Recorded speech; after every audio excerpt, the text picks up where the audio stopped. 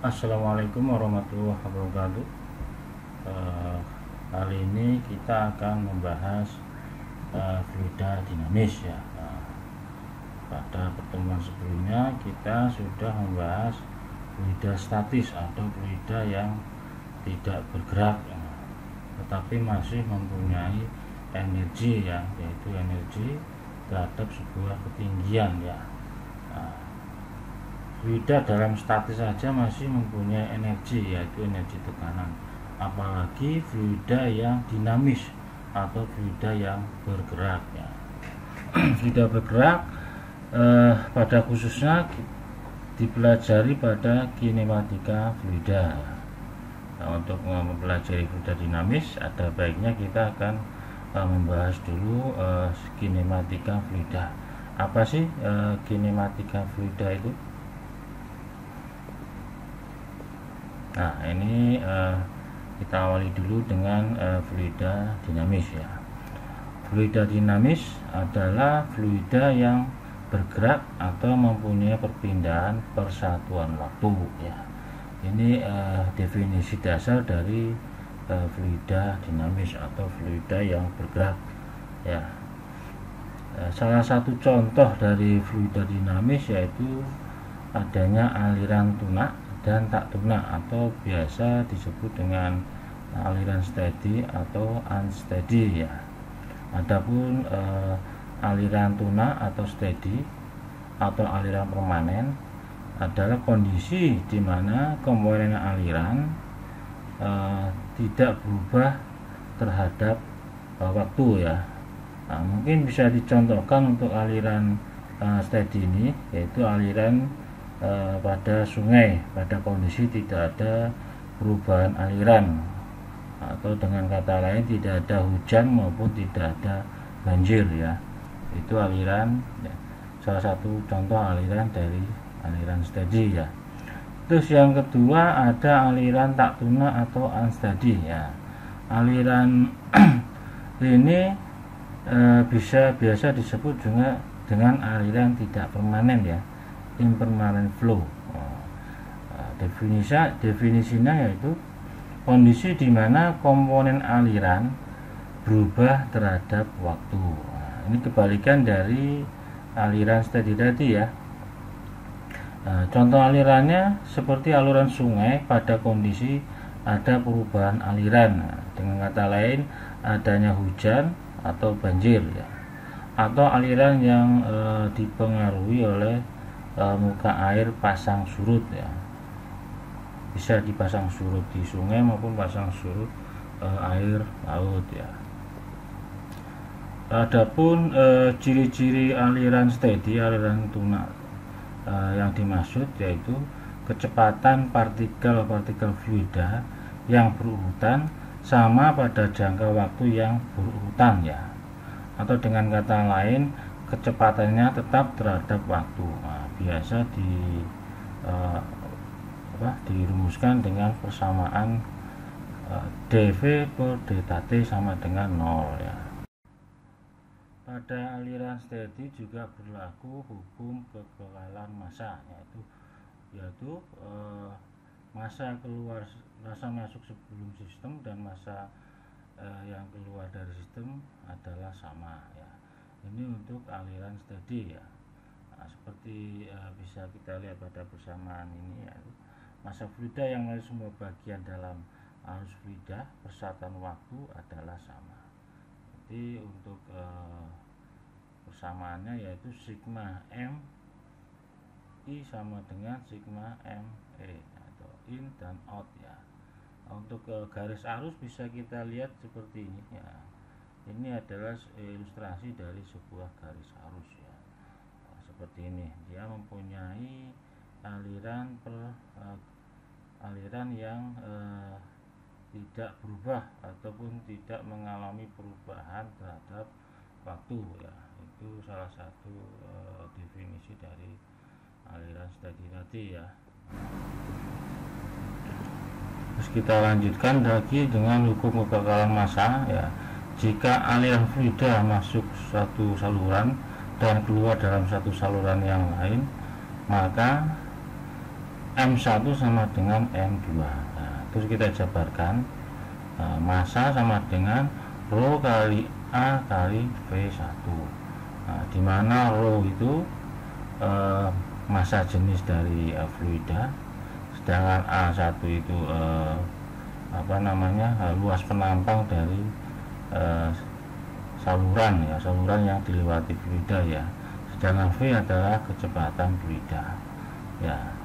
Jadi untuk rho 1 A1 V1 akan sama dengan rho 2 A2 V2, atau bisa dikatakan dengan konstan ya. Nah, bisa kita lihat pada ilustrasi di sini ya, mass in sama dengan mass out ya. Ini bisa juga disebut dengan kontrol volume ya, dimana massa yang masuk sama dengan konstan dan energi yang masuk dan keluar sama juga konstan ya. Nah, ini berlaku pada aliran steady tadi ya. Nah, selanjutnya kita akan membahas kinematika dari sebuah fluida. Ini definisi dari kinematika sebuah fluida ya. Nah, kinematika adalah tinjauan gerak partikel zat cair tanpa memperhatikan gaya yang menyebabkan gerak tersebut. Jadi hanya meninjau pergerakannya aja ya, tanpa memperhatikan gaya penyebab kenapa sih fluida itu bergerak ya. Nah, kinematika mempelajari kecepatan di setiap titik dalam medan aliran pada setiap saat ya. Jadi di dalam aliran zat cair, nah, pergerakan partikel-partikel zat tersebut sulit diamati ya. Nah, oleh karena itu biasanya digunakan kecepatan pada suatu titik ya sebagai fungsi waktu untuk mendefinisikan pergerakan partikel ya. Nah, setelah kecepatan kita dapatkan, maka dapat diperoleh distribusi tekanan dan gaya yang bekerja pada zat cair ya. Karena lebih tepatnya sebuah aliran fluida susah untuk digambarkan ya. Nah, hanya bisa dilihat efeknya. Nah, efeknya itu ya terdiri dari kecepatan fluida sendiri dan tekanan yang dihasilkan fluida yang mengalir tersebut ya. Nah, hal ini sama dengan kita mempelajari arus listrik ya. Arus listrik kan tidak bisa kita lihat secara kasat mata.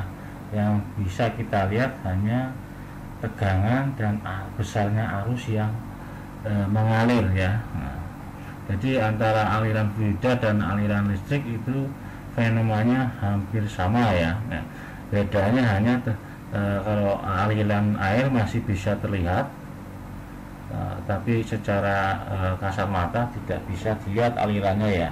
Sedangkan aliran listrik tidak bisa dilihat hanya pada proses pengukuran antara tegangan dan arus listrik itu sendiri ya. Dan untuk mempelajari kinematika fluida, maka ilmuwan zaman dulu membuat sebuah garis arus ya, atau streamline, dan pipa arus atau stream tube ya. Garis arus atau streamline yaitu kurva kaya yang ditarik di dalam aliran zat cair ya, untuk menunjukkan gerak di berbagai titik dalam aliran ya, dengan mengabaikan fluktuasi sekunder yang terjadi akibat turbulensi ya. Jadi digambarkan kurva kaya untuk menggambarkan sebuah aliran fluida ya. Nah, ini diasumsikan fluktuasi aliran fluidanya stabil ya, tidak terjadi turbulensi ya. Jadi alirannya diasumsikan untuk aliran laminar ya. Terus partikel-partikel zat cair pada pergerakannya akan bergerak melalui suatu garis lintasan ataupun pipeline tertentu ya. Nah, seperti ini untuk penggambaran dari sebuah garis arus ya. Nah, koordinat partikel A ya, A XYZ pada waktu T1 adalah tergantung pada koordinat awalnya, yaitu ABC pada waktu T0. Nah, oleh karena garis lintasan sulit digambarkan untuk masing-masing partikel, maka untuk menggambarkan gerakan fluida dikenakan suatu karakteristik aliran, yaitu memakai kecepatan dan tekanan fluida itu sendiri ya, seperti yang dijelaskan sebelumnya ya. Jadi lintasannya itu sulit untuk digambarkan, yang bisa digambarkan atau diukur hanya kecepatan dan tekanan fluida itu sendiri ya. Garis arus ini hanya garis khayal ya sebenarnya ya, untuk menggambarkan saja ya. Terus garis singgung yang dibuat di sembarang titik pada lintasan partikel menunjukkan arah arus dan kecepatan zat partikel itu sendiri ya. Jadi garis singgung dari sembarang titik menunjukkan arah arusnya ya, dan kecepatan partikel zat cair itu sendiri ya. Nah ini kita lihat lagi untuk garis arus ya. Garis arus tidak akan saling berpotongan atau bertemu. Nah, ini asumsi yang kedua ya. Nah, garis arus diasumsikan tidak akan saling berpotongan dan bertemu. Apabila sejumlah arus ditarik melalui setiap titik seperti ini ya, di sekeliling suatu luasan kecil, maka membentuk suatu tabung arus atau stream tube ya. Stream tube-nya seperti ini ya. Oleh karena tidak ada aliran memotong arah arus A T1 XYZ ya, di sini, ataupun ABC A T0 nah, misalnya ini harus bergerak dari titik pertama ABC, koordinatnya ABC, dan untuk kecepatan waktu awalnya T0 bergerak ke XYZ ya, dengan waktu T1. Nah ini kan bisa diasumsikan tidak ada aliran yang memotong. Nah,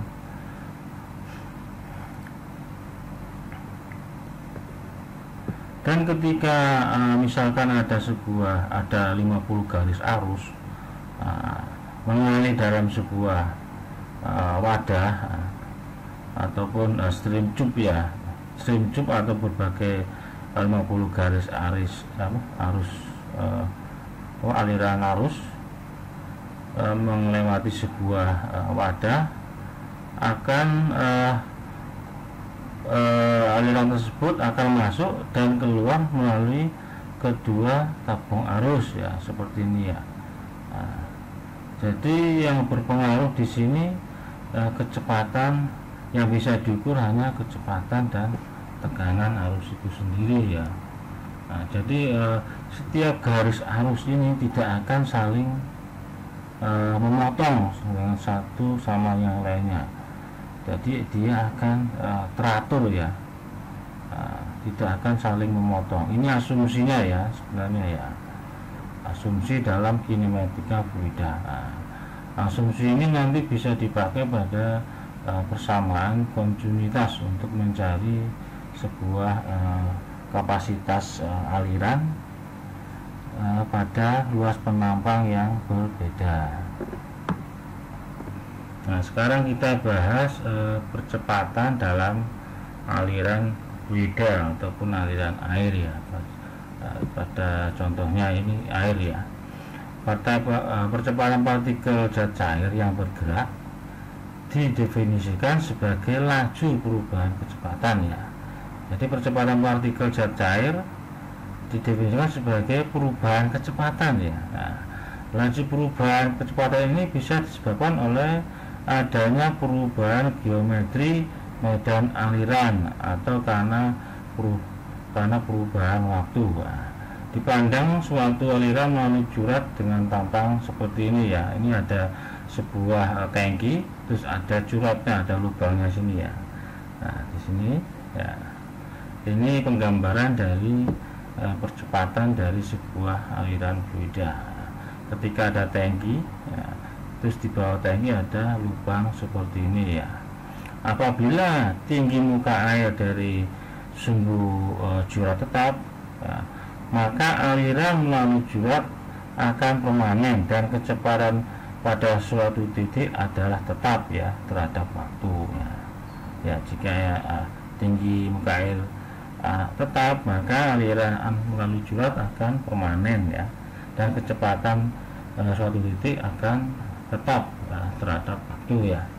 Tetapi karena adanya pengecilan penampang di sini ya, pengecilan penampang dari sebuah jurat ini, maka aliran di sepanjang jurat akan dipercepat ya. Jadi alirannya akan dipercepat ya, dan perubahan kecepatan karena adanya perubahan tampang aliran bisa didefinisikan sebagai percepatan konveksi.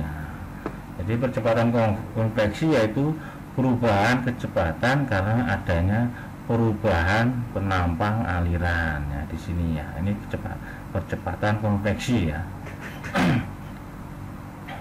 Terus apabila tinggi muka air berubah, bisa bertambah maupun berkurang, maka kecepatan aliran di suatu titik di dalam jurat akan berubah dengan waktu ya, yang berarti aliran di titik tersebut mengalami percepatan ya.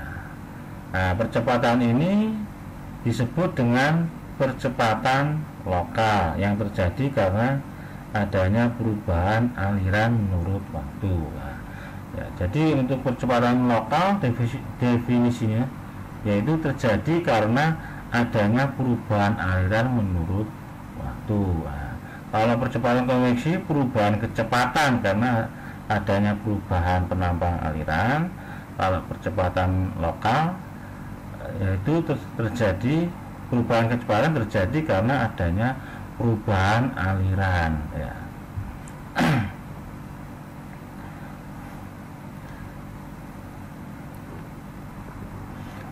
Dengan demikian, apabila permukaan cair selalu berubah, maka aliran di dalam jurat akan mengalami dua percepatan, yaitu percepatan konveksi dan percepatan lokal ya.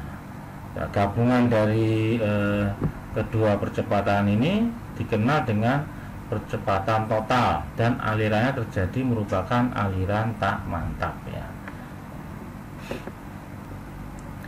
Selanjutnya kita lihat ilustrasi gambar berikut ya. Ilustrasi ini menunjukkan lintasan gerak partikel jajar ya. Partikel tersebut bergerak dari T0 sampai ke titik P ya, titik O sama titik P ya. Panjang lintasan OP adalah ds ya. Di titik O kecepatan partikel adalah V, nah ini V. Terus di titik P kecepatannya menjadi V plus dV ya, ini di titik P ya. Selama gerak tersebut kecepatan partikel tidak tetap, tetapi berubah dengan terhadap waktu dan ruang. Nah, secara matematis untuk kecepatan bisa ditulis sebagai V sama dengan V terhadap T dan S ya. Nah, seperti ini ya. Sedangkan untuk percepatan partikel selama bergerak bisa dinotasikan sebagai A sama dengan dV per dt ya. Nah, terus untuk diferensial dV ditulis dalam bentuk diferensial parsial ya, yaitu dV sama dengan dou V per dou T dt ditambah dou V per ds ds ya. Nah, ini diferensial untuk dV ya, perubahan kecepatan. Nah, kemudian kita substitusikan persamaan ini ke dalam persamaan yang di atasnya, dan karena V sama dengan ds per dt, maka didapatkan A sama dengan dV per dt sama dengan dV per dt ditambah V kali dou V per dou T ya. Nah, dimana untuk dV per dt merupakan percepatan total yang terdiri dari percepatan lokal dou V per dou T dan percepatan konveksi dou V per ds ya. Jadi untuk percepatan lokal dan percepatan konveksi ada perbedaan di notasinya ya. Kalau percepatan lokal berarti kan perubahan dari sebuah kecepatan fluida terhadap waktu. Nah, sedangkan untuk percepatan konveksi perubahan kecepatan terhadap ruang ya, atau bentuk sebuah lintasan atau penampang ya. Nah, jumlah dari percepatan lokal dan percepatan konveksi bisa dituliskan sebagai dV per dt ya. Jadi untuk persamaan ini akan berfungsi lebih lanjut pada penurunan persamaan Euler ya. Setelah Euler akan didapatkan persamaan Bernoulli untuk pertemuan berikutnya ya. Untuk pertemuan kali ini kita hanya membahas sampai kinematika fluida atau bagian akhirnya yaitu persamaan kontinuitas ya. Nah, berikut aplikasi dari penurunan persamaan dari garis aliran tadi ya, yaitu persamaan kontinuitas ya.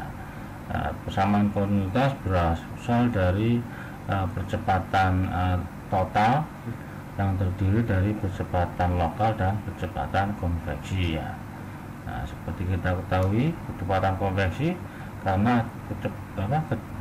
perubahan kecepatan karena adanya perubahan penampang ya, sedangkan untuk percepatan lokal perubahan kecepatan karena adanya perubahan terhadap waktu ya.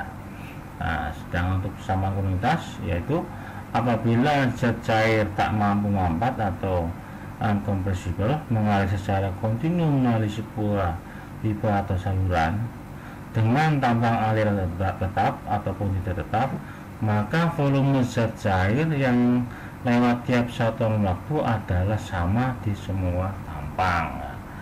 Keadaan ini disebut dengan persamaan kontinuitas aliran zat cair ya. Nah, untuk penggambarannya bisa kita lihat pada stream tube di bawah ini ya. Di sini ada sebuah garis arus, ada berbagai arus yang mengalir dari penampang satu ke penampang yang dua ya. Dimana di penampang yang satu ada luas penampang DA1, ada kecepatan V1, ada massa jenis ρ1 dan luas penampang A1.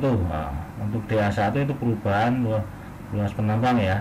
Terus untuk yang di area out yaitu DA2 atau perubahan penampang 2, V2 atau kecepatan 2, ρ2 massa jenis fluida 2, dan A2 atau luas penampang 2 ya. Untuk aliran satu dimensi dan mantap, kecepatan rata dan tampang lintang pada titik 1 dan 2 adalah V1 DA1 dan V2 DA2. Dari teori ini kita bisa mengambil kesimpulan jika suatu aliran fluida mengalir dari titik 1 dan ke titik 2, terus di titik 1 dan titik 2 terjadi perubahan penampang, maka kapasitas dari sebuah aliran atau jumlah aliran yang mengalir akan sama ya, tidak akan berubah.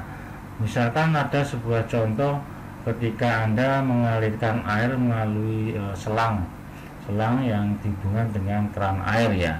Nah, keran air tersebut mengalirkan air ke dalam selang dan selangnya mengisi ember, misalkan embernya dengan kapasitas 1 kubik ya. Nah, ada 2 ember 1 kubik.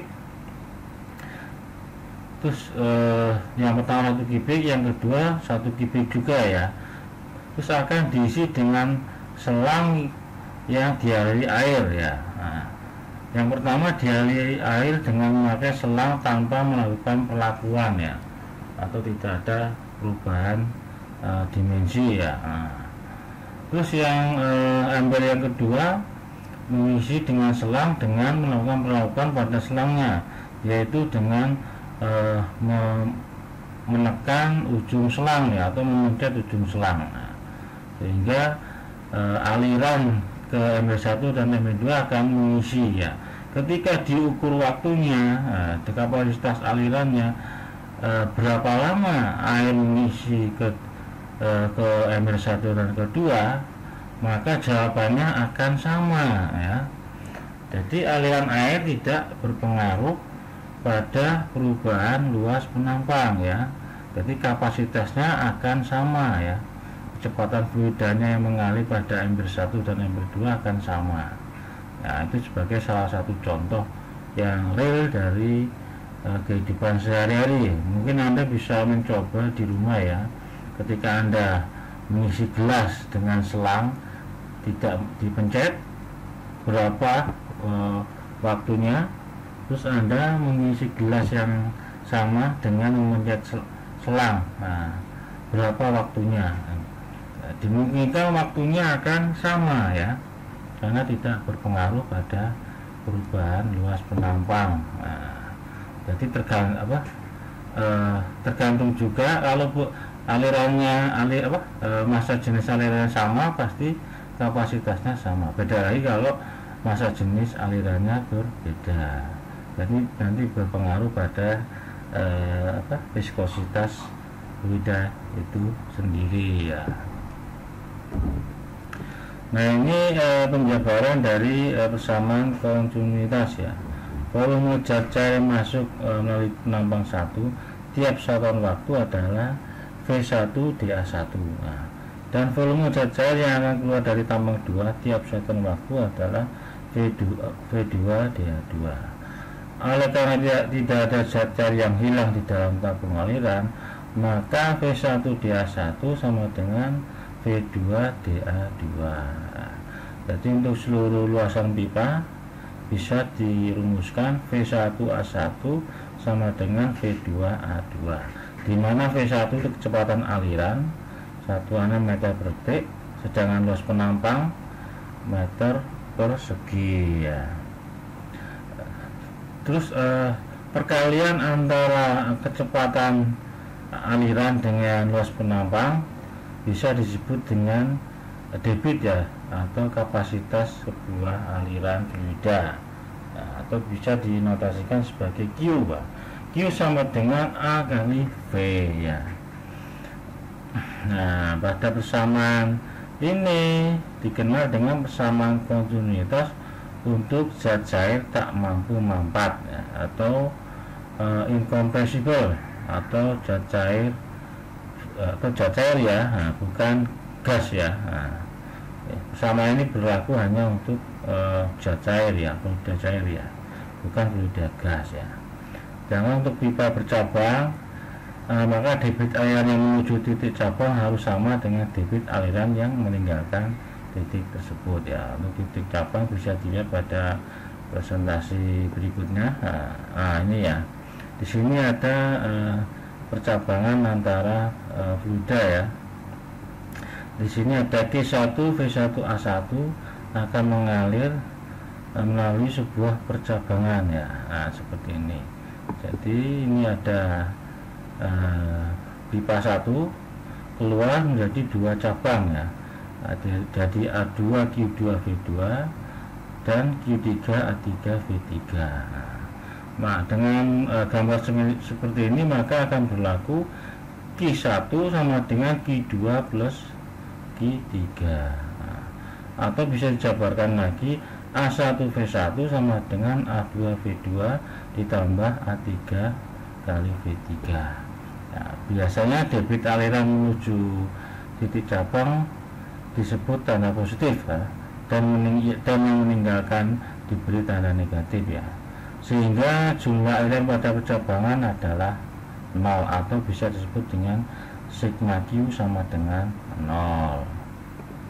Nah, ini kesimpulan dari penurunan persamaan dari kontinuitas ya, untuk fluida tak kompresibel atau incompressible atau zat cair, atau ρ1 sama dengan ρ2.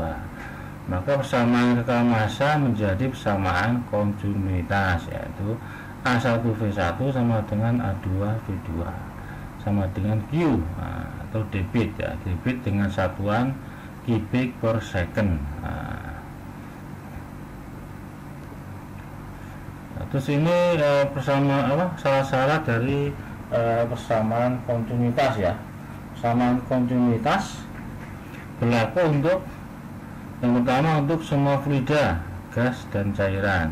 Terus yang kedua untuk semua jenis aliran. Terus yang ketiga untuk semua keadaan steady dan unsteady. Terus yang keempat dengan dan atau tanpa adanya reaksi kimia dalam aliran tersebut ya. Jadi untuk syarat satu untuk semua fluida, maksudnya fluida masuk dan fluida keluar harus sama ya. Bisa cairan maupun gas ya, tidak boleh berubah ya. Misalkan masuk air keluar gas, tidak berlaku kalau persamaan kontinuitasnya ya. Jadi harus sama ya, masuk gas keluar gas, atau masuk cairan keluar cairan ya. Terus yang kedua berlaku untuk semua jenis aliran baik laminer maupun turbulen ya. Begitu juga untuk yang ketiga untuk aliran steady dan unsteady ya. Terus yang keempat dengan atau tanpa adanya reaksi kimia di dalam aliran tersebut. Nah, ini syarat yang keempat ya, dengan syarat tidak ada reaksi kimia dalam aliran tersebut ya. Jadi persamaan kontinuitas berlaku pada keempat kondisi ini ya. Nah, sehingga untuk kecepatan aliran bisa dibalik persamaannya, yaitu kapasitas aliran dibagi dengan luas penampang saluran, atau V sama dengan Q dibagi A. V itu kecepatan aliran meter per second, sedangkan Q debit aliran atau kapasitas aliran, kubik meter kubik per second, sedangkan A luas penampang saluran meter persegi. Sedangkan untuk kapasitas aliran itu volume dibagi waktu ya, Q sama dengan V dibagi T ya. Jadi volumenya kubik dibagi waktu S ya. Nah, berikut untuk memperjelas materi hari ini, ada baiknya kita lihat contoh soal di bawah ini ya. Di sini terlihat ada sebuah aliran melalui sebuah pipa yang mengalami perubahan luas. Diketahui air mengalir pada suatu pipa dengan diameter 50 cm dan pipa berubah beraturan sehingga pada ujung yang lainnya diameter menjadi 100 cm. Dinyatakan berapakah kecepatan di ujung 2 atau V2 ya. Nah, berikut cara penyelesaiannya ya. Diketahui D1 sama dengan 50 cm. Nah, kita konversikan menjadi meter, yaitu 0,5 meter ya. Sedangkan untuk luas penampang A1 seperempat pi kali D1 kuadrat, sehingga didapatkan untuk luas penampang 1 0,1963 ya. Untuk V1 mempunyai kecepatan 1 meter per detik ya. Nah, setelah itu kita hitung dulu kapasitasnya ya. Nah, Q1 sama dengan A1 kalikan V1, sehingga untuk kapasitas di luas penampang 1 sebesar 0,1963 kubik per detik atau per second ya. Terus untuk yang D2 didapatkan 100 cm untuk diameter dari penampang yang kedua. Nah, dikonversikan menjadi 1 meter. Sedangkan untuk luas penampang 2 kita hitung didapatkan 0,7854 meter persegi ya. Nah, ini ditanyakan kan kapasitas pada penampang 2 ya. Berarti kita mencari Q2, kita tinggal masukkan persamaan Q1 sama dengan Q2, Qin sama dengan Qout ya. Nah, Q1 sudah diketahui 0,1963 sama dengan V2 kali A2, sedangkan A2 sudah diketahui ya. Jadi untuk mencari kecepatannya bisa dihitung perbandingan antara Q1 dibagi dengan luas penampang 2, sehingga didapatkan untuk kecepatan di penampang kedua 0,25 meter per second ya. Terus untuk contoh yang kedua, di sini digambarkan sebuah pipa dengan cabang sebagai berikut ya. Di sini ada D1 ya, penampang D1 sama dengan 0,05 meter ya. Nah, sedangkan untuk penampang D2 0,075 meter dan kecepatannya 2 meter per detik ya. Mengalir melalui sebuah percabangan ya, cabangan pipa 3 dan pipa 4. Untuk pipa 3 didapatkan V3 sama dengan 1 meter per second, sedangkan untuk percabangan keempat Q4 sama dengan 0,5 Q3, sedangkan untuk D4 diameter dari luas penampang 4 0,03 meter. Hitunglah Q1, V1, Q2, D3 dan V4. Nah, ini penyelesaiannya kita hitung dulu persamaan Q2 sama dengan A2 kali V2. Nah, kita cari dulu luas penampang dikalikan kecepatan pada penampang 2 ya. Nah, sehingga didapatkan untuk Q2 sebesar 8,836 liter per detik ya. Nah, karena pada kondisi pertama antara pipa 1 dengan P2 mempunyai kapasitas yang sama untuk persamaan kontinuitas. Kita lihat lagi untuk di soalnya di sini ya.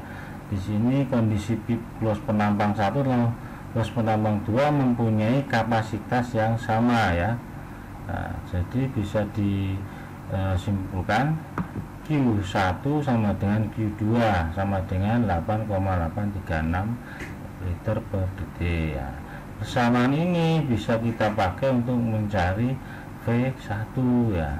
Nah, maka kita hitung dulu V1 nya, A1 kali V1 sama dengan 8,836 liter per detik, sehingga V1 didapatkan 4,5 meter per detik ya. Nah, terus seperti kita ketahui Q2 mengalami sebuah percabangan ya, percabangan 3 dan percabangan 4 ya. Karena mengalami kedua percabangan maka bisa disimpulkan Q2 sama dengan Q3 ditambah Q4 ya. Sedangkan untuk Q4 sama dengan 0,5 Q3. Jadi kita masukkan semua samaannya, Q2 sama dengan Q3 ditambah 0,5 Q3, sehingga didapatkan Q2 1,5 Q3. Dengan demikian kita bisa mencari Q3 ya. Q3 sama dengan Q2 dibagi 1,5 ya, sehingga didapatkan untuk Q3 5,89 liter per detik ya. Dari didapatkannya Q3 ini kita bisa menghitung luas penampang dari pipa 3 yaitu dari A3 ya. A3 sama dengan Q3 dibagi bagi V3 ya, sehingga didapatkan 0,0589 dibagi 1,5, sehingga untuk luas penampangnya 0,003927 meter persegi. Ini luas penampang dari A3. Nah, yang ditanyakan kan diameter dari D3. Kita langsung masukkan ke persamaan luas penampang ya dari sebuah lingkaran. Nah, sehingga didapatkan untuk D3 sebesar 0,071 meter ya. Selanjutnya kita akan menghitung luas kecepatan dari V4 ya, luas penambang 4 ya. Nah, seperti kita ketahui Q4 sama dengan A4 dikalikan V4 atau luas penambang 4 dikalikan kecepatan 4 ya. Nah, seperti pada persamaan sebelumnya Q4 sama dengan 0,5 Q3. Q3 nya sudah diketahui ya, jadi kita tinggal memasukkan ya persamaan ini. Jadi yang setengah dari Q3 sama dengan A4 kalikan V4, sehingga didapatkan V4 sebesar 4,17 meter per detik. Terus untuk contoh soal yang ketiga, kita akan membahas persamaan hukum kekekalan massa dari sebuah fluida. Di sini ada contoh soal. Udara mengalir pada sebuah pipa dengan diameter 0,15 meter dengan tekanan 2,06 bar ya. Nah, dan suhu pada fluida 37 Celcius ya. Jika tekanan barometer sebesar 1,03 bar dan kecepatannya 4 meter per second, hitunglah laju aliran massanya ya. Nah, terus kita jabarkan dulu. D sama dengan 0,15 meter, P sama dengan 2,06 bar, T sama dengan 37 Celcius. Sedangkan untuk tekanan atmosfer 1,03 bar. Untuk kecepatan alirannya 4 meter per second. Yang ditanyakan laju aliran massa ya, atau M action ya. M action ini mempunyai persamaan rho dikalikan A dikalikan V ya. Untuk menjawab pertanyaan tersebut, kita masuk ke persamaan gas ideal dalam kondisi absolut ya, yaitu P sama dengan rho RT ya. Jadi untuk mencari massa jenis sama dengan P dibagi RT, tekanan dibagi konstanta gas ideal dikalikan T, sehingga untuk massa jenis dari fluida sebesar 3,47 kg per meter kubik ya. Sehingga kita bisa menghitung laju aliran massa ya.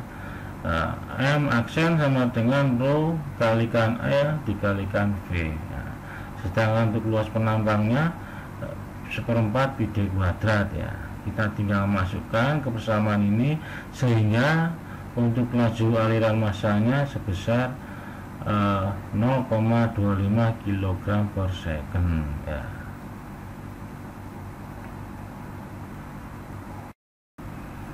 Sekian dari saya. Kalau ada yang ditanyakan silahkan ya. Terima kasih atas perhatiannya. Wassalamualaikum warahmatullahi wabarakatuh.